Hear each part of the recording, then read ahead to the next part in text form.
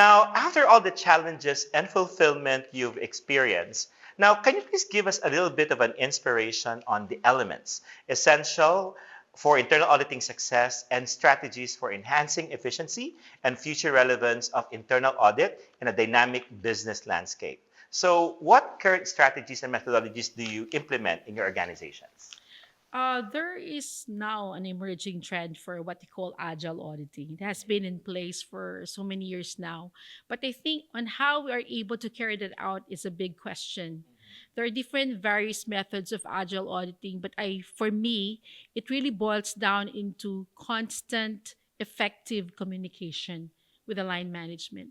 That sprint reporting that you need to do like a daily stand-up meetings with them just for a few minutes, just to, call their time, precious time to be with us and be able to share with them the progress of our engagements is very, very important. When we try to automate our routine task, especially when we need to do like requests for information, with the automation right now coming from the data lake or data warehouse, we are trying to avoid the need to always secure requests for information from the clients. So Mm. now you have the capability to directly source the information that you need for audit. So that automation is very, very essential. And of course, the data analytics is one of those that are really a need right now. Mm. It is not something that you can think about, it is a must. So the data analytics also involve having people, the right people in your department. So for us in Meralco, we put up our own data analytics team. And we're sourcing for people that are good data scientists who can support us in terms of, the programs and applications. So that is really a tandem, the automation, the analytics, and of course the continuous auditing. Mm. But the continuous auditing really requires a lot of effort of securing, of course, approval from the management.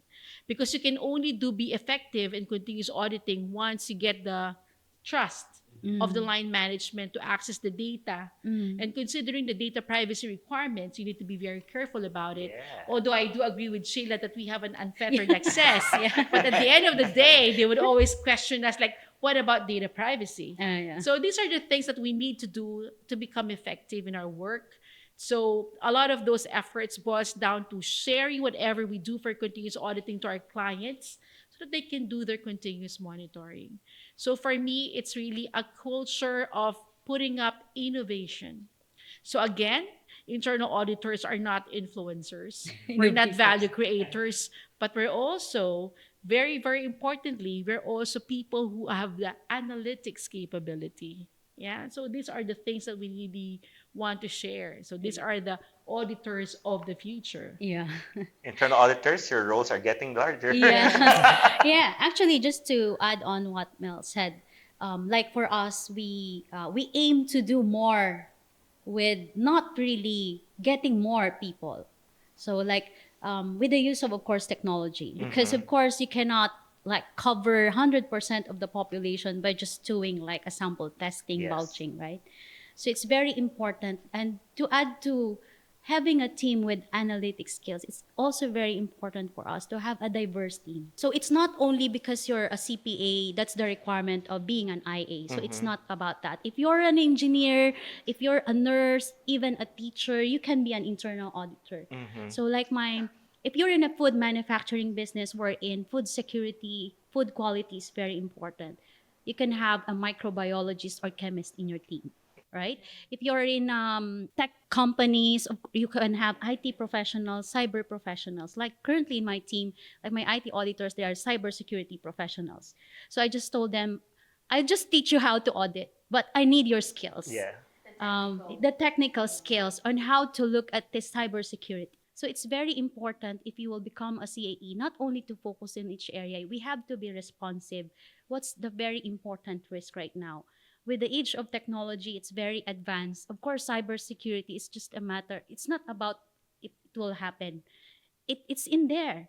So we have to be prepared. We have to let management know, hey, this is what we need to do to protect the organization in case they're still not doing something about it. Because they was, we're not really like the favorite of the hackers because we're just small. So it's not about that. Mhm. Because even personally, our emails can be hacked, right? Yeah, So yes. there's a lot of threats right now happening in there. So it's very important within the team. So we need to really upskill. So gone are the days that it's that's the job of IT auditors. So if you're like in a finance operations doing that audit, you have also to upskill. You have to know the basic about access checking. You need also to do data analytics because of course that skill is very important, not only in internal auditing. I think wherever you are, maybe in your finance. So it's a very helpful skill for all of us. So if we are to cover or do more with just retaining maybe the resources that we have right now, so it's very important for us to have that. Thank you. So, JR? Yeah, I just want to dovetail on what Mel said about agile auditing, because it is really very important that we are able to react on the special requests of the key stakeholders because there's a lot of them. So that's what I call audit on demand. And so we also need to have the tools necessary for us to be able to react accordingly. So what we're doing now is we're trying to get a tool, an extraction tool from the system without us doing scripts. So there are like, luckily we got a supplier for that, and that is still being purchased. But we're so excited to get that kind of tool, because when we go to SAP, we don't need anymore to know the different tables in SAP so that we can effectively get the information that we need. So this extraction tool will be a very good tandem with the data analytics tool that we are already using.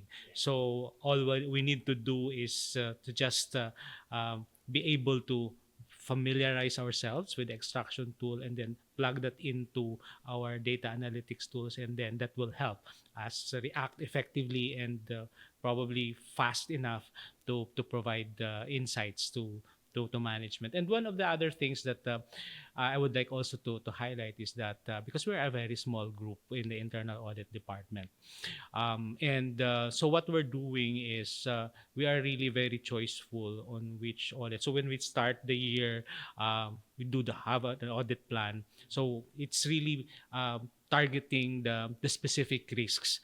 And this is one thing that works for me because the enterprise risk management is also in my group under me. So we can freely exchange information, and so we get to know what are their strategic risks and what are the potential audit entities, audit areas that we could cover. So we can just limit because we don't have enough people. So boss, I'm not complaining, but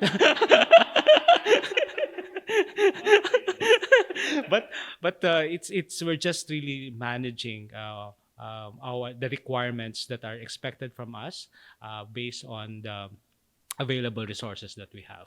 So combine our people, so we provide them the necessary training. So we make sure that they attend IIA, other trainings as well from other associations like ACFE. So and so that's just to make sure that they are also in attuned to the current developments, and I'm happy that we somehow were able to to support them on that. Now that we are going face to face, maybe it's quite difficult because it's more expensive. Yeah, yeah.